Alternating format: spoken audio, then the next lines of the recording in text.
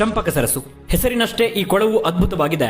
400 ವರ್ಷಗಳ ಹಿಂದೆಯೇ ನಿರ್ಮಾಣವಾದ ಪ್ರೇಮ ಸ್ಮಾರಕ ಎಂಬ ಪ್ರಖ್ಯಾತಿಗೂ ಪಾತ್ರವಾಗಿದೆ. ತಮ್ಮ ಪ್ರಾಂತ್ಯದೆಲ್ಲೆಡೆ ಅಗಣಿತ ಕೆರೆಕಟ್ಟೆಗಳನ್ನು ನಿರ್ಮಿಸಿ ಕೃಷಿಗೆ ನೀರಿನ ಕೊರತೆ ಬಾರದಂತೆ ಸಮೃದ್ಧ ನೀರಿನ ಮೂಲಗಳನ್ನು ಮೂಡಿಸಿಟ್ಟ ಕೆಳದಿಯ ಅರಸರ ಕೊಡುಗೆಯೇ ಇದು. ಅದರಲ್ಲೂ ಕೆಳದಿಯನ್ನ ಬಹುಕಾಲ ಆಳಿದ ವೆಂಕಟಪ್ಪ ನಾಯಕರು ತಮ್ಮ ಪ್ರೇಮದ ನೆನಪಿಗಾಗಿ ನಿರ್ಮಿಸಿದ ತಾಜ್ ಮಹಲ್ ಗಿಂತಲೂ ಪ್ರಾಚೀನವಾದ ಪ್ರೇಮ ಸ್ಮಾರಕ ಅನ್ನುವುದೇ ವಿಶೇಷವಾದದ್ದು. ರಾಜ ವೆಂಕಟಪ್ಪ ನಾಯಕರಿಗೆ ಚಂಪಕ ಎಂಬ ಬೆಸ್ತರ ಯುವತಿಯ ಮೇಲೆ ಪ್ರೇಮವಾಗುತ್ತೆ. ಆ ಪ್ರೇಮ ವಿವಾಹದ ಘಟ್ಟವನ್ನ ದಾಟಿ ನಿಂತ ನಂತರ ವಿರೋಧಗಳುಂಟಾಗಿ ಚಂಪಕ ಆತ್ಮಹತ್ಯೆ ಮಾಡಿಕೊಳ್ತಾರೆ. ಆ ನೆನಪಿಗೆ ರಾಜ ನಿರ್ಮಿಸಿದ ಸ್ಮಾರಕವೇ ಈ ಸರಸ್ಸು ಅನ್ನೋ ಮಾತುಗಳಿವೆ. ಇದನ್ನ ಕೇವಲ ನೀರಿನ ಸೌಕರ್ಯಕ್ಕಾಗಿ ನಿರ್ಮಿಸಿದ್ದು. ಸುತ್ತಮುತ್ತ ಸಂಪಿಗೆ ಮರಗಳು ಹೆಚ್ಚಿರುವುದರಿಂದ ಚಂಪಕ ಸರಸ್ಸು ಅನ್ನೋ ಹೆಸರು ಬಂದಿರುವುದು ಅನ್ನೋ ಗೊಂದಗಳು ಇದೆ. ಸುಂದರ ಕೊಳವನ್ನ ಸಮೀಪಿಸಿ ದ್ವಾರಪಾಲಕರಂತೆ ನಿಂತಿರುವ ಎರಡಾನೆಯ ಕೆತ್ತನೆಗಳನ್ನ ದಾಟಿ ಸಾಗಿದರೆ ಈ ಕೊಳದ ಮಧ್ಯದಲ್ಲಿರೋ ಒಂದು ಸುಂದರ ಗೋಪುರದ ಒಳಗೆ ನಂದಿ ವಿಗ್ರಹವನ್ನ ಕಾಣಬಹುದು. ಆದರೆ ಇಲ್ಲಿ ಮೊದಲಿಗೆ ಶಿವಲಿಂಗವಿತ್ತು ಅಂತ ಹೇಳಲಾಗುತ್ತೆ. ಪಕ್ಕದಲ್ಲಿರೋ ವಿಸ್ತಾರವಾದ ಕೊಳದ ಕಡೆಗೆ ಕಣ್ಣು ಹಾಯಿಸಿದರೆ ಅಲ್ಲಿ ಸಾವಿರಾರು ಜಲಚರಗಳೇ ಕಾಣಸಿಗತ್ತೆ. ಒಂದು ಕಾಲದಲ್ಲಿ ಈ ಕೊಳ ಹೀಗಿರಲಿಲ್ಲ. ಸಂಪೂರ್ಣವಾಗಿ ಪಾಳು ಬಿದ್ದು ವಿಧಿಶೋಧಗಳು ನಡೆದು ಈ ಸ್ಮಾರಕವನ್ನ ಧ್ವಂಸ ಮಾಡಲಾಗಿತ್ತು.